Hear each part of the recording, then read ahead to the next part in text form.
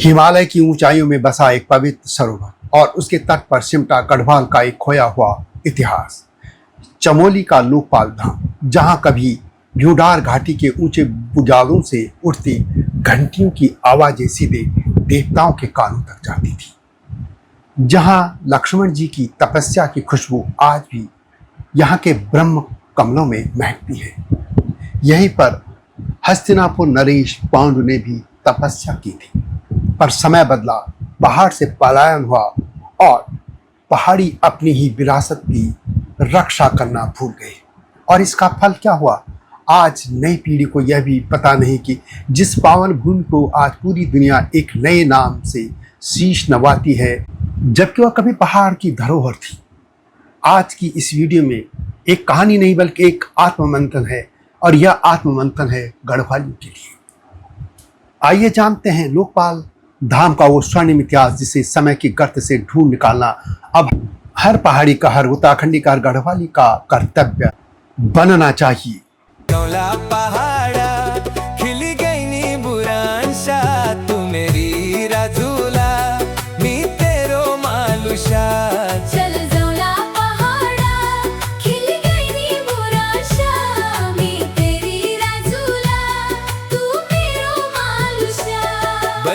जय हिमालय, जय भारत। संसार भर में हिमालय लोग यूट्यूब चैनल देख रहे हैं, आप सभी का स्वागत है। और मैं हूं भारत की राजधानी नई दिल्ली से डॉक्टर हरीश चंद्र लखेड़ा।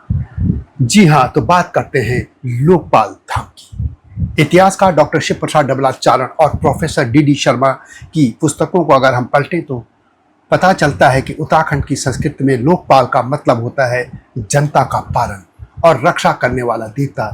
जिस तरीके से ग्राम देवता होते हैं, उसी तरीके से एक बड़े क्षेत्र के देवता, रक्षक देवता।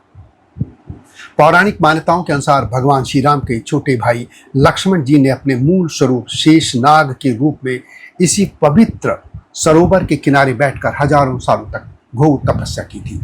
और एक और लोक मान्यता है कि जब मेघनाथ के शक्ति बाण से लक्ष्मण जी मूर्छित हुए थे, तो हनुमान जी की लाई गई संजीवनी बूटी से उनकी मूर्छा इसी पावन भूमि पर खुली थी। स्वस्थ होने के बाद लक्ष्मण जी ने इसी कुंड में स्नान किया।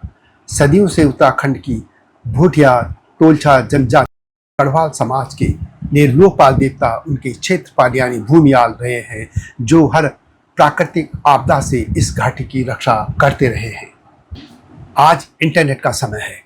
इंटरनेट और आधुनिक सड़कों के बनने से पहले, सदियों पहले, जब यहाँ सिर्फ सन्नाटा और बर्फ हुआ करती थी, तब भ्यूडार और पुलना गांव के स्थानीय ग्रामीणों ने पत्थरों से यहाँ एक छोटा सा लक्ष्मण मंदिर बनाया था।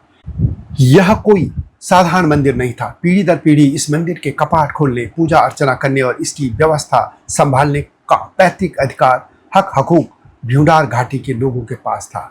हर साल गर्मियों में जब बर्फ पिघलती थी, तो सबसे पहले भ्यूडार के लोग ढोल दमाव के साथ खड़ी और जानलेवा चढ़ाई चढ़कर ऊपर जाते थे। वे अपने मवेशियों की सुरक्षा की मन्नत मांगते थे, कपाट खोलते थे और लोकपाल देवता को ब्रह्म कमल चढ़ाते थे। यह धाम गढ़वालियों की आस्था का शिखर था। यह पहाड़ के पशु पालकों का एक इष्ट देवता के तौर पर यह स्थान प्रचलन में था, प्रसिद्ध था।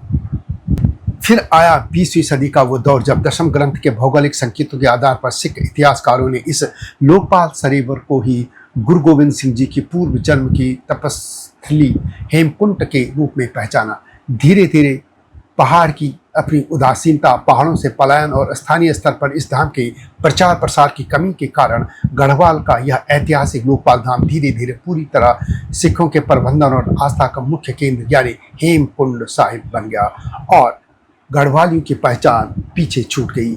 गढ़वालियों के लोकपाल देवता बिसरा दिए गए, भुला दिए गए।